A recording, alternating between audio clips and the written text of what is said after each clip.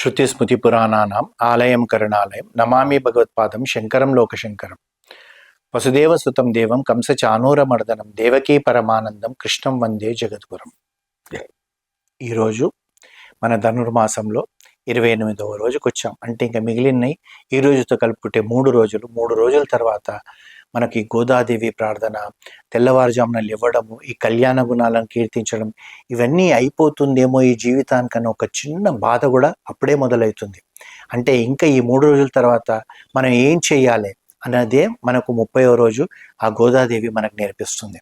అయితే ఇక్కడ ఈ యొక్క పాశురం ఎలా మొదలవుతుందంటే కరవైగల్ అని అంటూ మొదలవుతుందంట. కరవైగల్ పిన్ సెன்று కానం சேருந்துன்போம் அறிவொன்றுமில்லாத ஆய்க்குலத்து உந்தன்னை பிறவி பெருந்தனை புண்ணியம் யாமுடையோம் குறை ஒன்றுமில்லாத கோவிந்தா உந்தன்னோடுறவேல் நமக்கு இங்கொழிக்க வழியாது அறியாத பிள்ளைகளோம் அம்பினாள் உந்தன்னை சிறு பேரழைத்தனவும் சீரியருளாதே இறைவா நீ தாராய் పరై ఏలోరెంబావాయ్.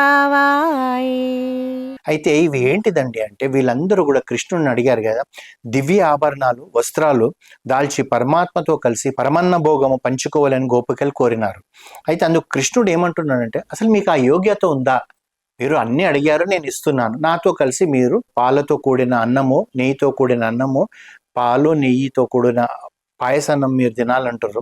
మీకు అక్కడ మీకు ఏమైనా యోగ్యత ఉందా అని అంటున్నారంట. అప్పుడు వీళ్ళు ఏమంటున్నారంటే, పశువులను మేపుకుంటూ అడవికి పోయి తినటమే మా బ్రతుకులుగా తిరుగుతాం. కృష్ణ, మా యోగ్యత ఏంటిది? మేము పశువులను తీసుకొని అడవిలోకి వెళ్ళి తిరుగుటనే మాకు తెలిసింది. ఏమీ తెలియని గోప వంశంలో పుట్టిన మాకు తోడుగా నువ్వు ఉన్నావు. మేము గోవులను మేపే వాళ్ళమే, కానీ మాకేం తెలియదు. కానీ మేము పుట్టింది ఎక్కడ? గోపవంశంలో. ఆ గోపవంశం అంటే ఎవరు? నువ్వే మూలం. నీకు తోడుగా జన్మించిన పుణ్యమే మాకు గల పుణ్యం. నీతో పాటు మేము పుట్టాం కనుకనే ఆ పుణ్యంతో మాకు పుణ్యం వస్తుంది. మాకెన్ని లోపాలున్నా తీర్చగలిగేవాడివి నువ్వే కదా కృష్ణ. మా స్వామి, నీతో మాకున్న సంబంధమే మా యోగ్యత అయ్యా, ఇంకేం యోగ్యత కావాలి అని చెప్పంటున్నారు. అనేటప్పటికీ వాళ్ళు ఏమంటున్నారంటే, ఆ గోపికల భావనలో ఎలా ఉందంటే, ఆవులే ఆచార్యాలంట. మేము గోవులను తీసుకొని వెళ్తున్నాం కదా, ఆ గోవులే మాకు ఆచార్యులు. అది అడవే వారికి గురుకులం. ఏ అడవికి అయితే పోతున్నామో అక్కడ మా గురుకులం. అది తినే తిండే మా విద్య. నువ్వు ఇచ్చే తిండే, మేమైతే గోవులను తీసుకుపోయి మధ్యాహ్నం భోంచేస్తున్నామో అదే మాకు విద్య. కావున భగవత్ ప్రాప్తి సాధన తమకు లేదని భావం, అమాయకత్వం చూసి పశువులే వారికి దారి చూపుతున్నాయంట. మాకు తోవ తెలుసా? పశువులు ఎలా తీసుకెళ్తే మేము అక్కడ వెళ్తున్నాం, అదేవిధంగా నువ్వు మమ్మల్ని ఎక్కడ తీసుకెళ్తే మీ విధంగా వస్తాం. అంత శ్రీకృష్ణ పరమాత్ముడు ఏమంటున్నాడంటే, ఏమి గోల, గోవుల వెంట పోవుట, అడవికి పోవుట, అక్కడ తినుట నేను చేసే పనే కదా, అది దోషం ఎట్లాగును? మీరు ఎందుకు అంత బాధపడుతున్నారు? నేను కూడా అడవిలోకి గోవులను తీసుకొని పోతాను కదా. ఆ అడవి అక్కడ తినే తిండే నేను తింటున్నాను, మీరు తింటున్నారు. దానికి మీకు దోషం ఎట్లా వస్తుంది అని చెప్పి ఆ కృష్ణుడు అంటున్నాడు. అందుకు కృష్ణుడు ఏమంటున్నాడంటే, మీకు యోగ్యత లేదని అనుకోకండి, కృష్ణస్వామి అంటున్నారు. అందుకొని ధర్మవ్యాధుని చరిత్ర వినలేదా?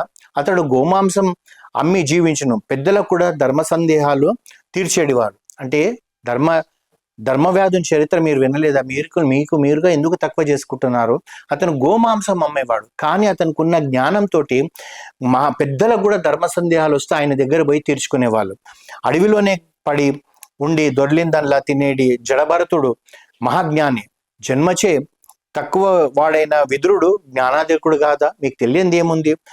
జడభరతుడే గాని విదురుడే గాని జన్మతో తక్కువ వాళ్ళు అయినంత మాత్రాన వాళ్ళు నా చెంత చేరలేదా, నేను వారి కొరకు లేదా? అంతెందుకు, గిరిజన స్త్రీ అయిన శబరి రామనామస్మరణతోటి రాముడిలోనే లీనమైంది కదా, అది తెలియదా మీకు? కర్మయోగం లేకున్నా జ్ఞానము భక్తి ఉంటే చాలు, నేను మీ వాడిని అని చెప్పి అంటున్నాడు. జ్ఞానలేమి గోపంలో జన్మించాము అన్నారు, అనగా కర్మయోగను గుణమును జ్ఞానము లేదంటున్నారు.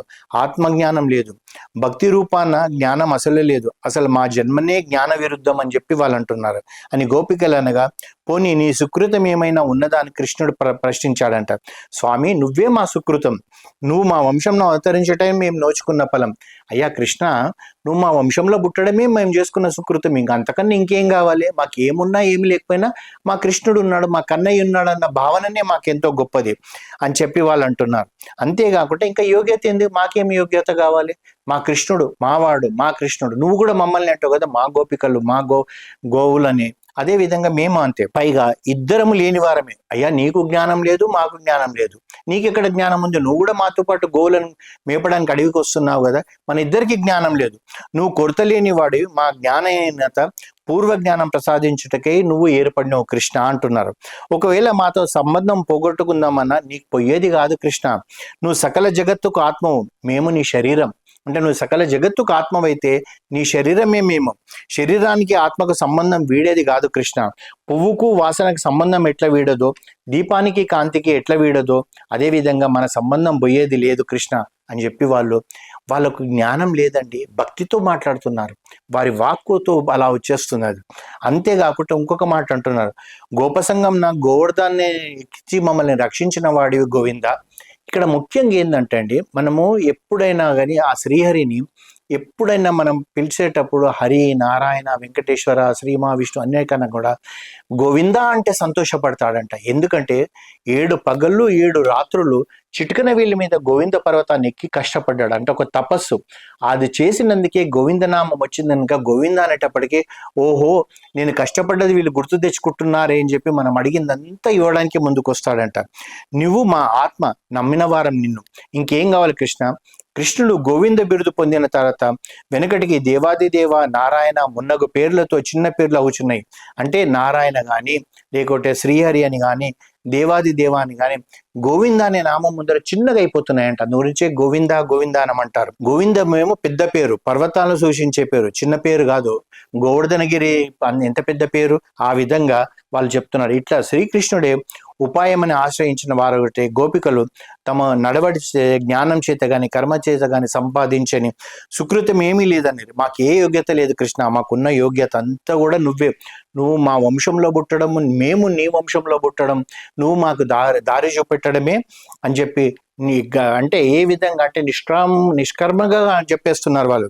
ఇట్లా పరమాత్మను ఆశ్రయించిన వారు ఏమి చేయాలో, ఎట్లా చేయాలో ఈ పాశురంలో మనకు నేర్పించిందంట. ఓం నమో భగవతే వాసుదేవాయ.